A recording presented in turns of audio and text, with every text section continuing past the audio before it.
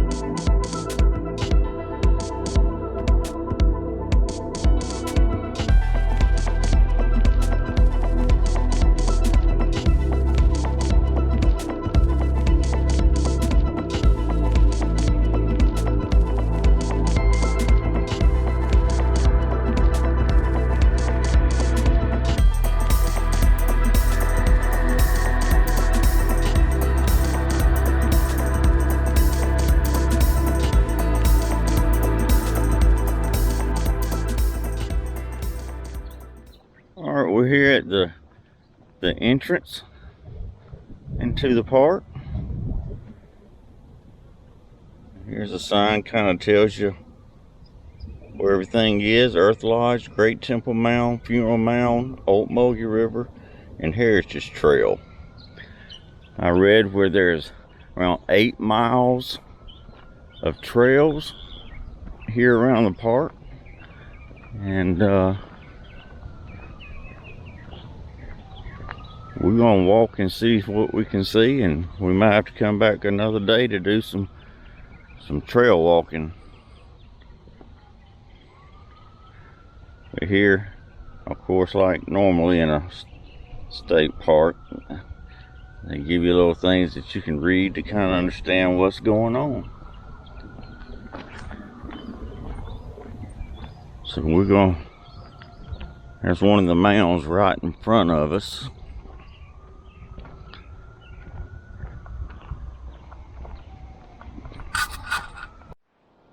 Alright, the first mound we're here at is the cornfield mound and prehistoric trenches.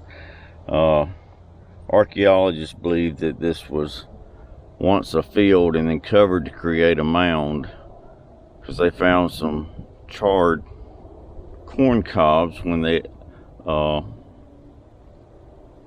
dug around and found the mound. And we're gonna walk around, and the trenches, that they're not sure what the trenches were for.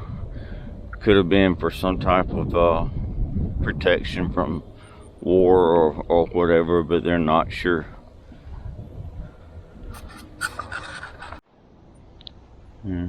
Here's the back side of the mound.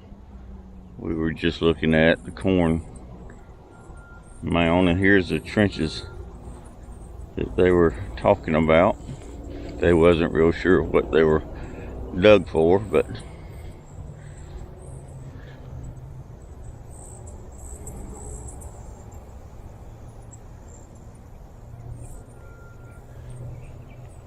dug all this by hand though. Wasn't no backhoes or anything like that back in them days.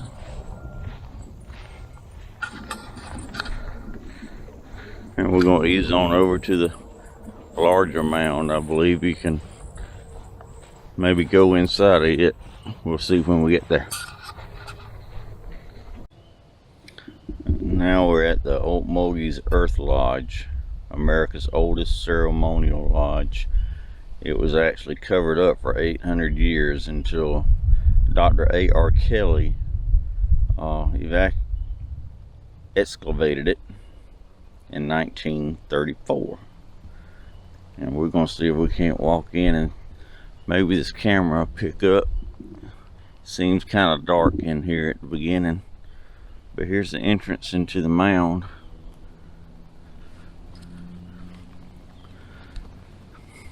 You have to duck down, that's for sure. Oh yeah, we'll be able to see. And it's nice and cool in here too. You certainly have to be careful, you'll bump your head. Ow, like that.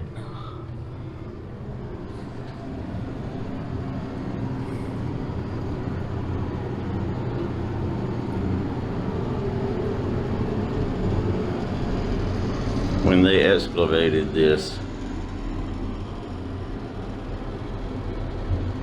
they dug all this to show where they sat, where their fire pit was.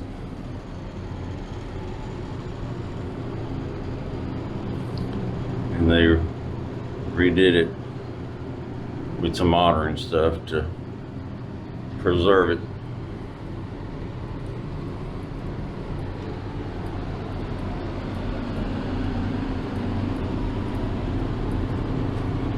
They do have some air in here so you won't pass out.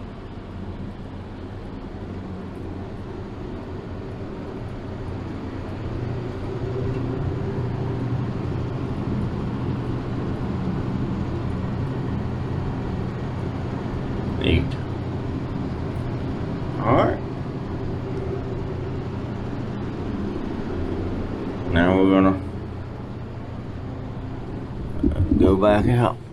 Try not to bump my head this time.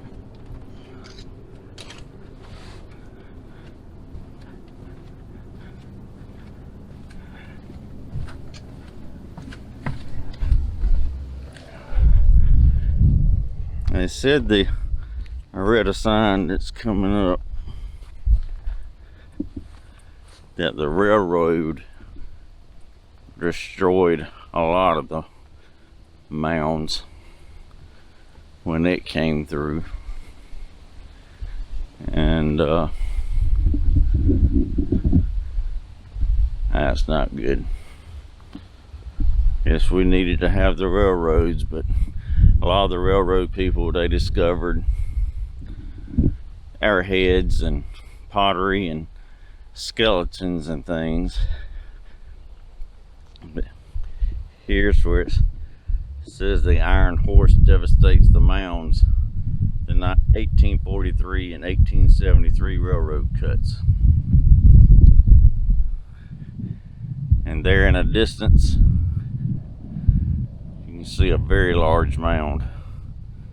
That's where we're headed to. The sign says the Great Temple Mounds, Trading Post Site, Funeral Mound, and then of course at the bottom there's the cornfield mound that we were at the beginning. And then McDougall Mound is that way also. Guess we didn't see it. But let's walk on to this big one. Now we're walking across the bridge to the the big mound we looked at a while ago. It's the Temple Mound. And under this bridge, you can see the railroad they were discussing. You can see that down there through this camera or not, but it's the railroad.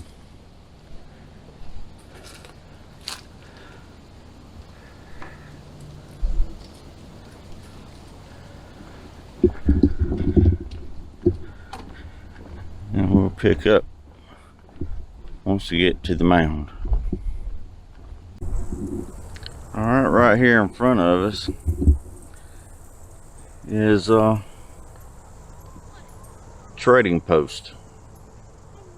The trading with the British, 1690 to 1715. They kind of got it outlined with some posts there. Now look, this is please.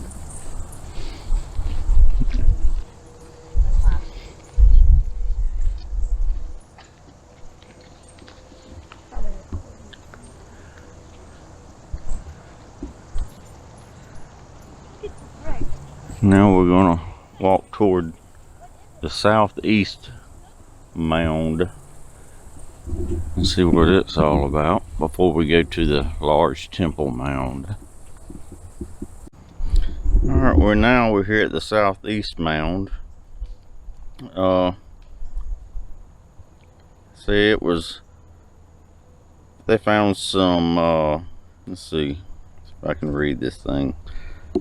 Some prehistoric burials, some plain pottery, stone projectile points, and chip stones.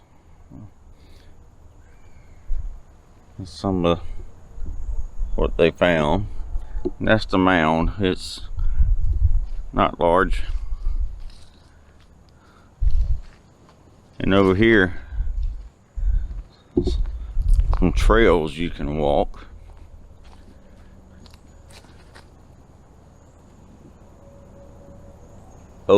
Loafa Trail, and then there's some more over here, but we're not going to walk these trails right now. We're seeing the mounds that they located. Okay, that tells you how to get to the visitor center from here in the trading post site. So now we're back en route to the Temple Mound, which was the large mound. And we'll pick back up when we get there. Alright, we're here, headed toward the Temple Mounds, and I wanted you to see that even though it is paved, it is a steep grade going down, so which means you got to come back up. So just realize that if you have a walking disability or something, that there are some hills involved. Alright, now we're here at the Great Temple Mound and town site. They believe that the property was used for religious and ceremonial purposes, and they built steps all the way up to it. I mean, there's no archaeological artifacts, anything to really say what these mounds were used for.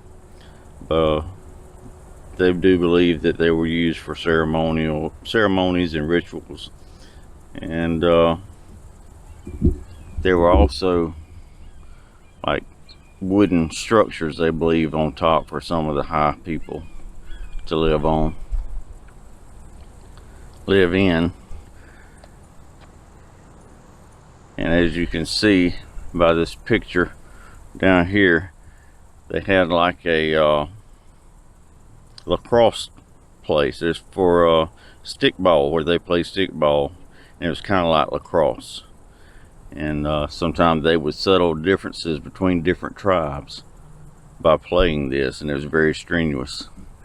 So now we're going to go up this strenuous staircase. Well, more of like a wooden platform up into the top. We'll see you at the top.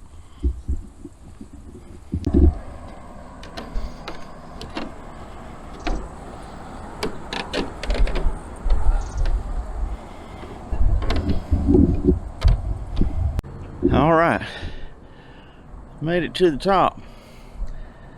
As you can tell, I'm breathing pretty heavy. I'm out of breath. Well, here's the top of the mound, where they believed that there were some wooden structures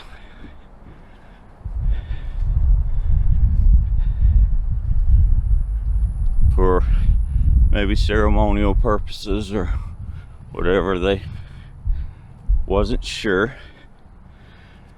And if you can see that over in the distance, that's Macon.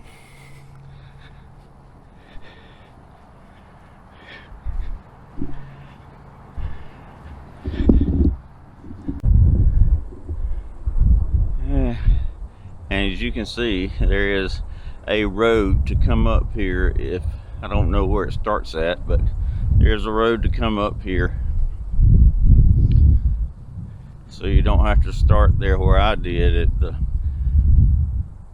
at the visitor center. You can just drive up to here.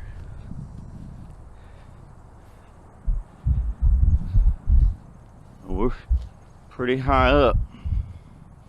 It's amazing all of this had to be uncovered by archaeologists.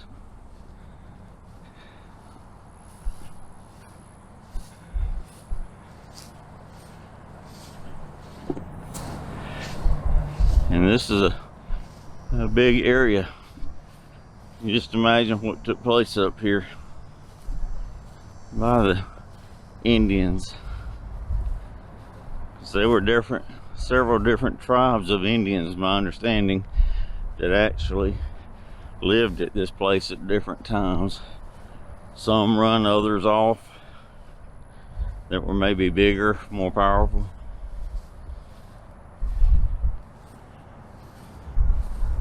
You can hear the interstate from here.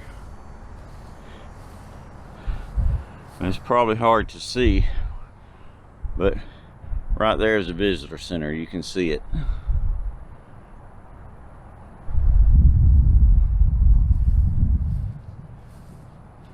All right, now it's time to head back down.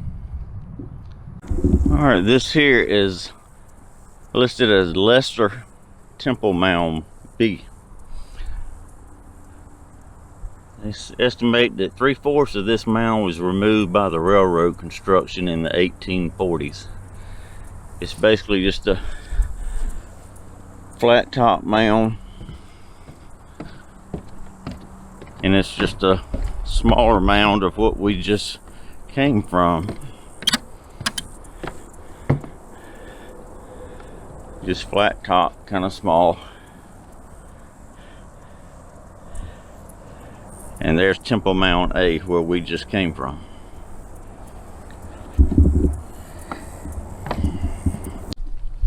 Alright, now we made it to the funeral mound of the Mississippians. And they discovered that over 100 burials were discovered within the mound, as well as log tombs and other structures as well. They found some human figure, effigy, and remnants of a necklace called a gorget. And here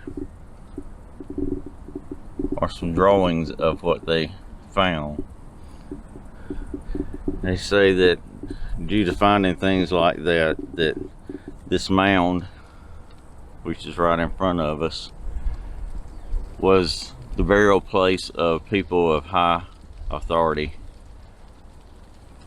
And it also says that the railroad in the 1870s took a portion of it, which is, again, it's sad. Wish they could have found a different route or knew of a different route to take. But there's the funeral mound of the people that were high in nature. They were chiefs, I guess, or something of that nature. Way over yonder is where we just came from, with the high temple and the lesser temple.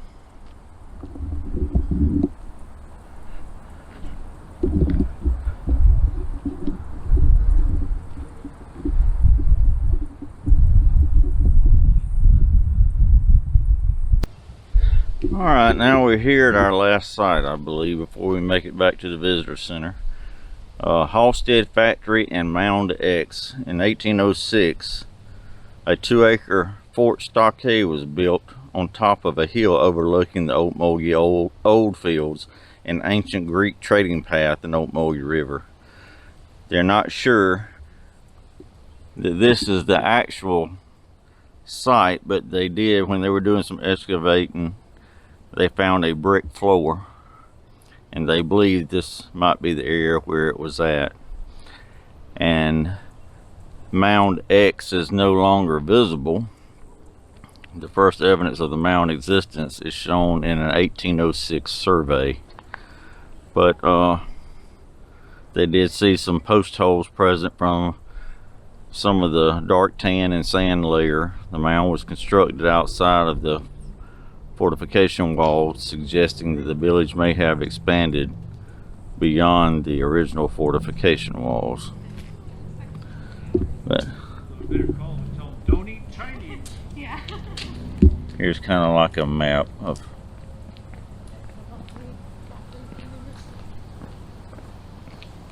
it. But when they built the fort stockade, the Halstead Factory, they had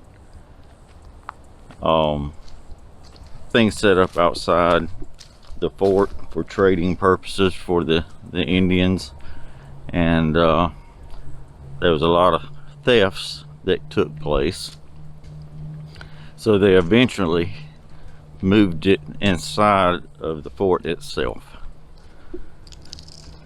So now we're going to continue this walk back to the visitor center. I don't know if y'all can see this, but there is a deer in front of me.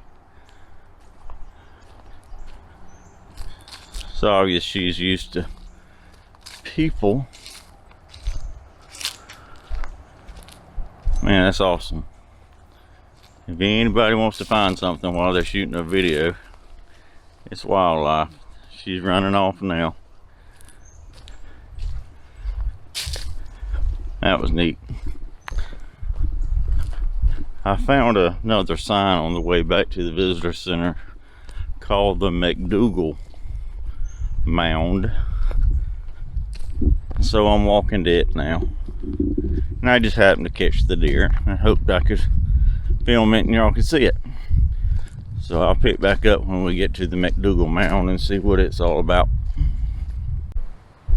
Alright, we're here at the McDougall Mound, and it says, according to oral history, the mound received its name from Captain Robert McDougall, commander of Fort Hawkins.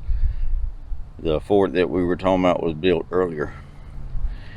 McDougall was buried in this Mississippian mound in 1809 and was joined by his brother in 1854. So there were some American soldiers buried in the mounds also.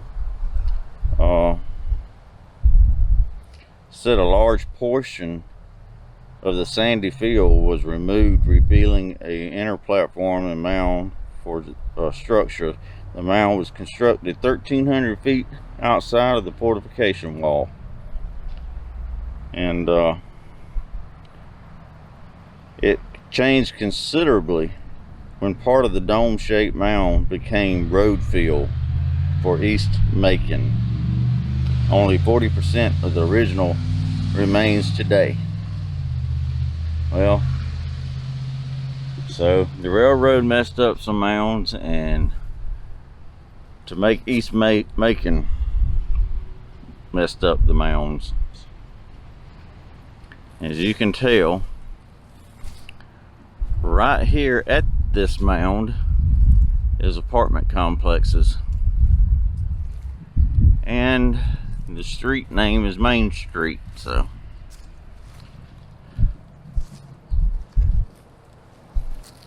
you can see it's right here in the middle of the city.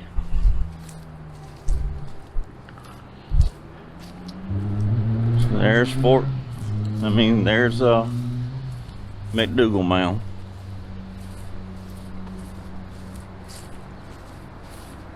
There's some more of Macon.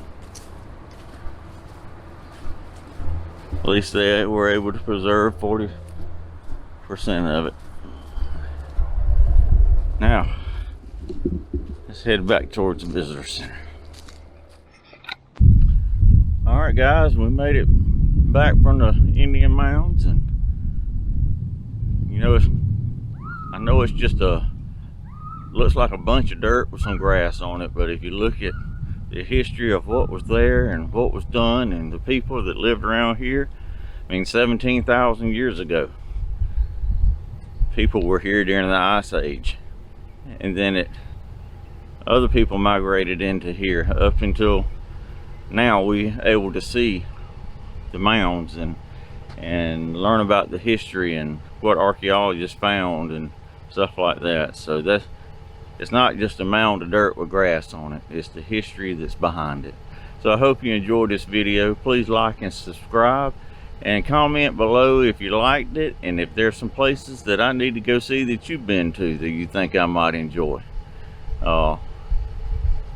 and what you enjoyed about this video. Comment about that, because you know, I don't know where everything is here in Georgia, but maybe you knew, and hopefully my videos will inspire you to go somewhere, and your comments can inspire me to go visit some places also. So thank you, like and subscribe, and have a great day.